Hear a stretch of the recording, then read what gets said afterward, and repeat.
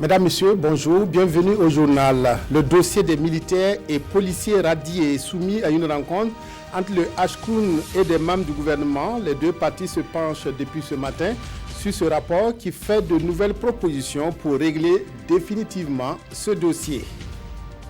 7000 migrants honduriens fuyant la misère et la pauvreté ont pris la route depuis quelques jours pour les États-Unis en marchant sur plus de 3000 km. Cette caravane suscite la colère du président américain Donald Trump qui sanctionne à tour de bras. Rencontre ce matin entre le Haut Conseil pour la réconciliation et l'unité nationale Ashkroun et certains membres du gouvernement pour évoquer le dossier des militaires et policiers radiés. Un rapport contenant des propositions jugées intéressantes pour la résolution de la question a été produit par le Ashkroun dans un esprit de réconciliation nationale. Il est soumis à l'examen des partis en présence. Après les appréciations de ce conseil de cabinet, le rapport sera soumis en conseil des ministres. Oscar Soulama, Abdelaziz Yagibo. Plusieurs départements ministériels réunis autour du Premier ministre pour examiner la question des militaires et fonctionnaires de police radiés. Le dossier a connu une avancée significative avec des propositions de résolution soumises ici à l'examen par le Ashkroun. L'ensemble du traitement du dossier a été revu au cours de cette séance que nous venons d'avoir autour du Premier ministre. Il n'y a rien qui ait été laissé de côté. Nous avons fait en sorte que tous les dossiers viennent et qu'on puisse échanger, on puisse contribuer de façon à les adresser avec le plus grand soin. Les échanges ont été constructifs, je le confirme, et nous nous sommes donné, je crois, un délai. D'ici le 15, un rapport sera soumis. De ces réflexions devrait sortir un document finalisé qui sera discuté et adopté par le Conseil des ministres. Avec les indications des uns et des autres, nous aurons un document finalisé qui pourra être présenté en Conseil des ministres afin qu'une solution qui soit à la fois garante de la justice, garante de l'équité, mais également qui tienne en compte la volonté manifestée par le Ashkroun d'aller vers une réconciliation nationale, enlevant donc tous ces adjuvants qui peuvent être des éléments de blocage ou de tension, soient prises en compte. Les grandes lignes du rapport du Ashkroun sur cette question des militaires et policiers radiés seront connues de tous après adoption par le Conseil des ministres, indique le ministre de la Communication, porte-parole du gouvernement. Les journées nationales de la logistique se tiennent à Ouagadougou autour du thème de la compétitivité du conteneur sur la desserte de l'interland ouest-africain. Acteurs économiques, transporteurs, décideurs gestionnaires de terminaux à conteneurs échangent pour lever les contraintes et identifier les leviers de promotion de la conteneurisation. L'objectif est d'accroître l'utilisation du conteneur par les opérateurs économiques du Burkina d'ici à 2021. Lassina Ouattara, Maïmouna Traoré. Selon les rapports d'organismes spécialisés, l'avènement du conteneur a profondément bouleversé le secteur des transports de marchandises. Mais au Burkina Faso, le taux de conteneurisation des marchandises reste faible, 20% contre 50% en Afrique de l'Ouest et 80% au niveau mondial. L'objectif de ces 4e journées nationales de la logistique est de promouvoir la compétitivité du conteneur au profit des acteurs économiques au regard de ses avantages. Dans un conteneur, on peut tout faire, on peut tout mettre. On peut faire des conteneurs frigo, on peut faire des conteneurs chauffés, on peut faire des conteneurs de 20 pieds, de 40 pieds. Mais c'est aussi le meilleur moyen, le plus sécurisé dans le transport maritime aujourd'hui et même le transport terrestre. D'autant plus qu'après, le conteneur se retrouve sur les rails, le conteneur se retrouve sur les camions. C'est une révolution dans le monde du transport depuis que le conteneur existe. Le gouvernement, à travers le ministère des Transports, s'engage à accompagner le secteur privé pour lever les contraintes qui découragent l'usage du conteneur par les chargeurs. Nous sommes dans un contexte difficile de mondialisation, la compétition est rude. Donc c'est pour cela que nous avons pensé que nous devions aussi adhérer à la modernisation des transports par le conteneur. Et c'est pour ça que ces journées de la logistique ont un sens profond. Et c'est pour ça que nous sommes aussi au niveau du gouvernement, nous sommes venus encourager et donner un peu la piste pour montrer que nous sommes engagés si nous voulons faire en sorte que notre économie prospère. Les 3 jours que durera cette rencontre seront consacrés à des réflexions sur l'état des lieux de la compétitivité du conteneur sur la desserte intérieure. Il est attendu des participants des solutions inspirées des pratiques internationales mais adaptées aux pays ouest-africains. La budgétisation sensible au genre, concept expliqué par le ministère de la Femme aux membres du réseau des journalistes et communicateurs pour la promotion du genre. Cette session de formation va permettre de renforcer les capacités des participants en budgétisation sensible au genre, un outil qui permet une efficacité et une transparence dans l'utilisation des fonds publics. Nongba Kouda Kadisanogo.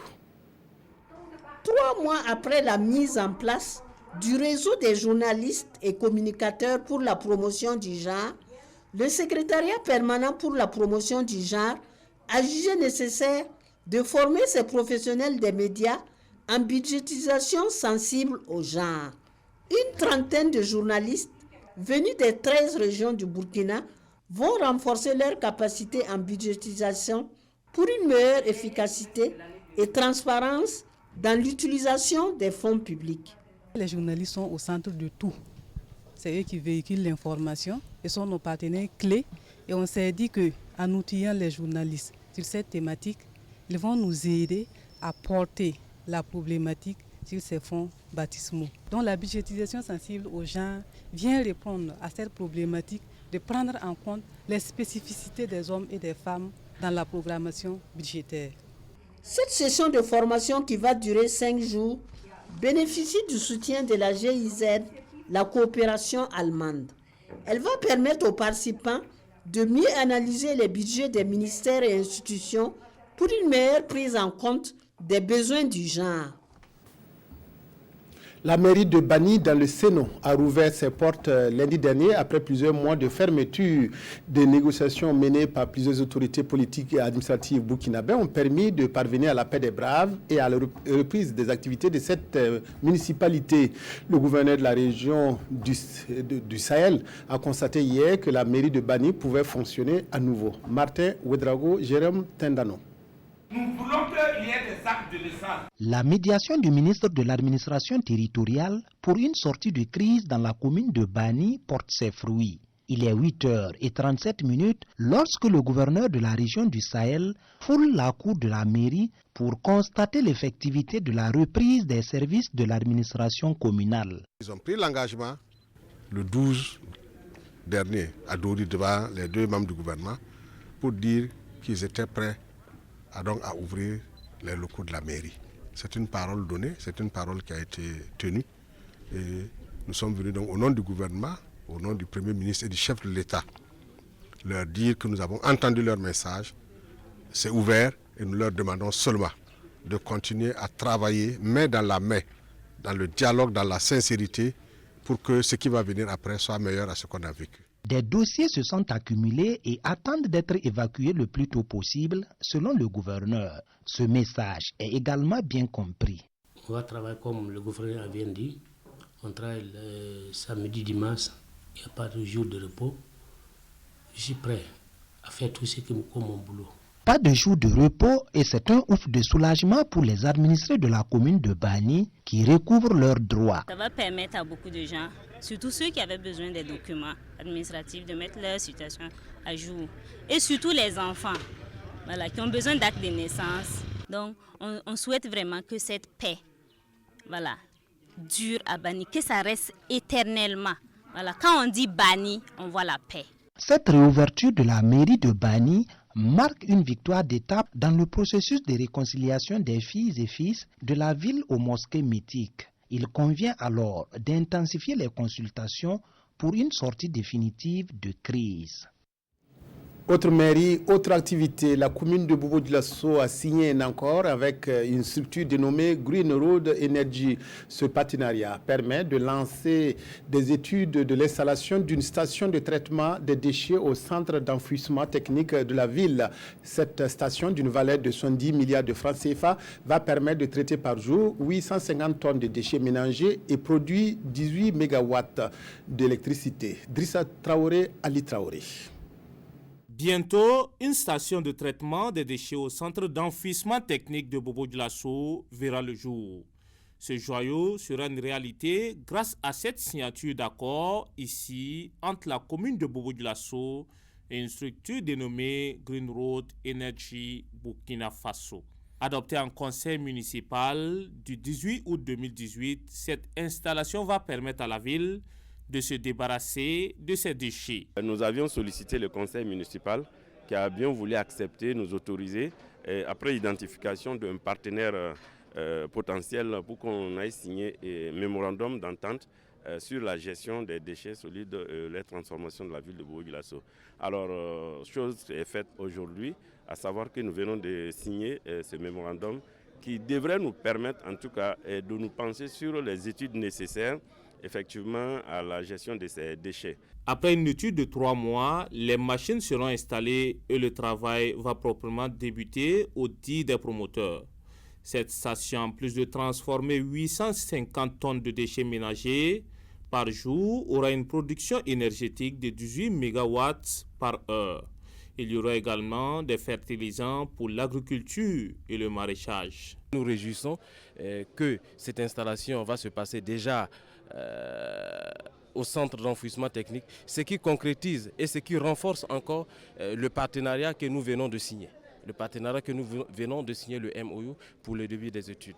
Donc ça va se passer sur le centre d'enfouissement technique et nous avons besoin à peu près de 20 hectares pour pouvoir faire les installations de ces machines-là pour le bien-être de la population. Cette installation va nécessiter la somme de 70 milliards de francs CFA, une somme à la charge de Green Road Energy Burkina Faso. À Fadangourouma, c'est le conseil régional qui a organisé une cérémonie de promotion de l'excellence à l'école primaire et au secondaire. Les meilleurs établissements enseignants et élèves aux examens du primaire et du secondaire de la région de l'Est ont été récompensés samedi dernier. Ce fut aussi une occasion de se pencher sur l'impact du contexte sécuritaire actuel sur l'avenir de l'école dans la région. Joël Tendambiga, Chantal Ouedraogo.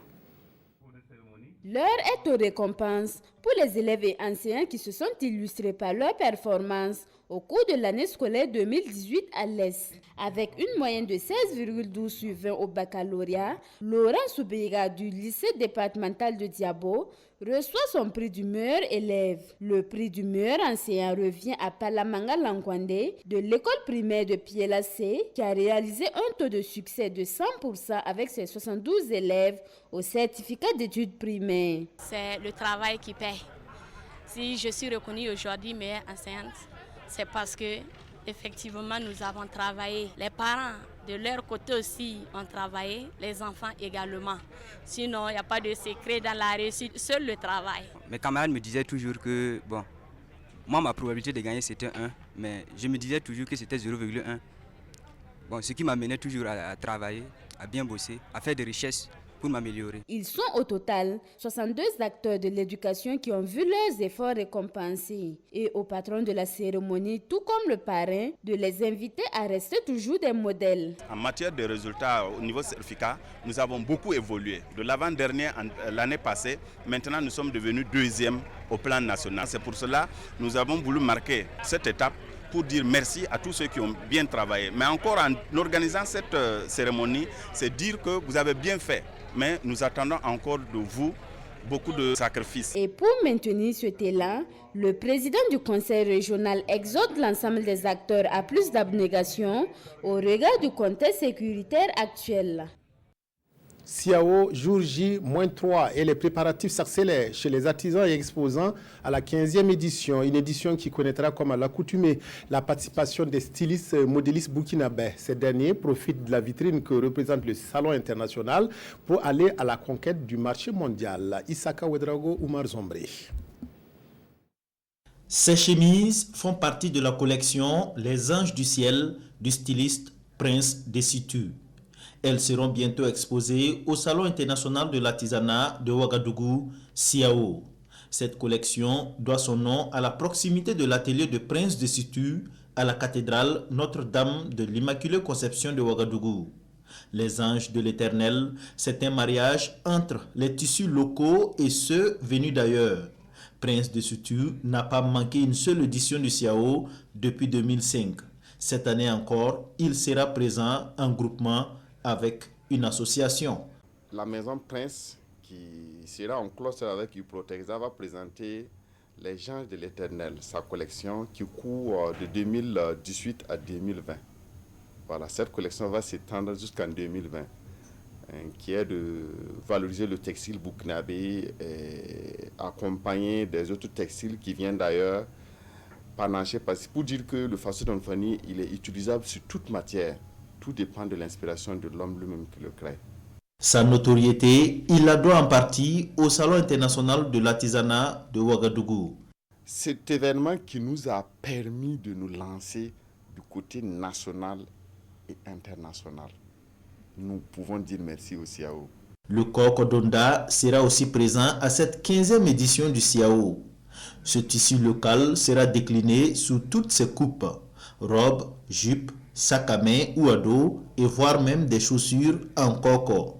Pour Bazemse, celui-là même qui a fait connaître le tissu au monde entier, le CIAO, ce n'est pas seulement pour vendre, c'est un cadre idéal pour faire des rencontres. Je pense quand on vient au CIAO, c'est pas forcément écouler ses articles et tout ça, mais je pense que c'est ressorti avec de bons contacts. Des bons contacts, c'est avoir des sociétés qui vont te commander des tenues, avoir d'autres festivals dans d'autres pays, être invité à d'autres festivals, avoir de bons contacts qui vont te servir.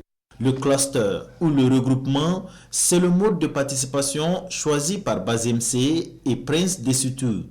Chacun est accompagné par une association afin de mieux faire la promotion des autres créateurs de mode.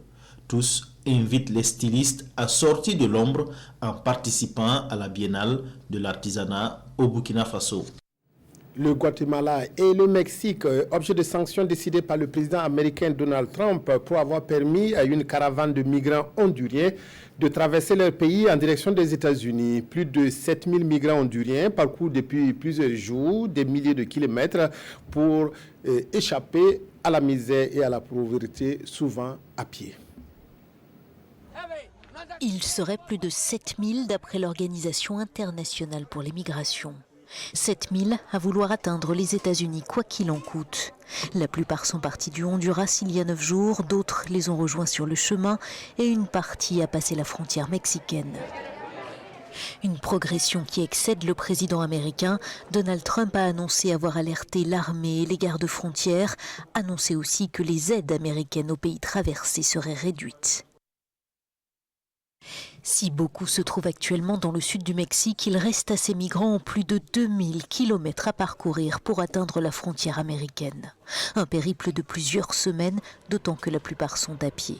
Le Mexique espère disperser le convoi en imposant aux marcheurs des procédures administratives. Inquiète, les Nations Unies appellent les pays concernés à les traiter avec respect et dignité. La réélection hier de Paul Biya pour un 7e mandat suscite des commentaires des éditorialistes burkinabés. Les journaux racontent aussi dans le menu l'audience du push manqué consacrée à Maître Herman Yamego. La revue de presse avec Aimé Solange Guigma. Procès du push manqué, Herman Yamego clame son innocence dans le journaux du jour. Dans le quotidien d'État, le président de l'UNDD dit avoir soutenu le coup d'État, comme tous les autres d'ailleurs qui ont permis de mettre fin au régime oppresseur, parce que pour lui, la transition a fait du mal au peuple burkinabé. Mais d'après lui, il est étranger au projet du général Gilbert Diendéré et des éléments de l'ex-RSP. Cependant, il déclare dans le journal Le Pays que si le général Diendéré l'avait sollicité pour soutenir le coup d'État, il l'aurait fait de toutes ses forces de sorte à éviter les dérapages qu'il y a eu, ajoute-t-il dans l'Observateur Palga. Le fils de l'ancien président Maurice Yamouego confesse dans Aujourd'hui au Faso que l'état-major général des armées a soutenu le coup d'État et pour preuve, il n'a pas condamné l'acte. Pour lui, le coup d'État a été imposé au général Diendéré. Il évoque l'impréparation de l'acte et la non-prise en otage de la radio nationale pour passer de la musique militaire. Quoi qu'il en soit, est-ce un crime de se réjouir quand il y a coup d'État, se demande bien son conseil, Maître Antoinette Ouedraogo. Si soutenir le CND est synonyme de crime, qu'on me condamne 1000 fois, a-t-il insisté dans le quotidien. À l'international, l'élection présidentielle au Cameroun s'invite dans le débat. L'insatiable Paul lance l'observateur Palga. En tout cas, c'est peu de le dire, explique le pays, car depuis 36 ans, Paul Barthélémy Biya Bivondo s'affiche comme l'alpha et l'oméga du pouvoir au Cameroun. C'est donc parti pour un règne ad vitam aeternam dans ce pays où prévaut une dictature conviviale, martèle l'observateur Palga. Mais que peut-il faire de ce énième bail d'étourdi, s'interroge aujourd'hui au Faso. Sur les questions de développement, réplique le pays, elles peuvent toujours attendre, pourvu que Paul Biya puisse jouir de son pouvoir et des avantages et autres glorioles qui vont avec. Cette édition s'achève. Merci de votre aimable attention. La RTB, excellent après-midi à toutes et à tous.